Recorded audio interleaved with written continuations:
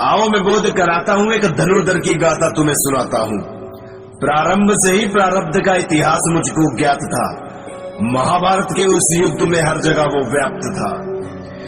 ये कविता राधे कर्ण पर आधारित है। तो शुरुआत कर्ण के जन्म से करते हैं कि मां कुंती ने जिसको ठुकराया था, राधा मां ने उसको अपनाया था। सूर्य पुत्र भले ही मैं, पर सूत अधिरथ पुत्र कहलाया था। अरे क्रोध अपमान श्राप का बचपन से मेरा नाता था। चुलबुल चंचल और चालाक मेरा भी एक भ्राता था। शास्त्र का शकुनी था वह, वेदों का अद्भुत ज्ञाता था, पर सूत और शास्त्र का ये मिलन पाखंडियों को न भाता था। अरे पिघलाकर डाला स्वर्ण गले में, तड़पाकर उसको मारा था। परिवर्तन की चाह में मैं भी भटक रहा था। अपमान का वह ज्वाला मेरे सीने में भड़क उठा था। समानता की आस में धनुर्विद्या के ज्ञान को पहुंचा मैं गुरु द्रोण के सम्मुख था, पर अहंकार ने उनको भी जकड़ा था।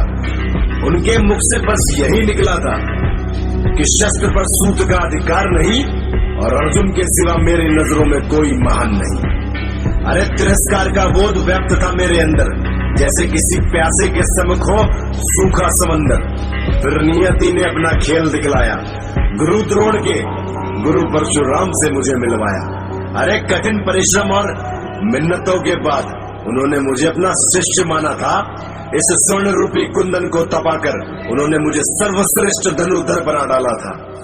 और अब मैं इस कविता के अंतिम शब्दों की ओर बढ़ता हूँ कि पर एक झूठ ने मुझसे छीन लिया मेरा ज्ञान था। गुरुदेव मुझसे हुए क्रोधित और वह उनका अधिकार था।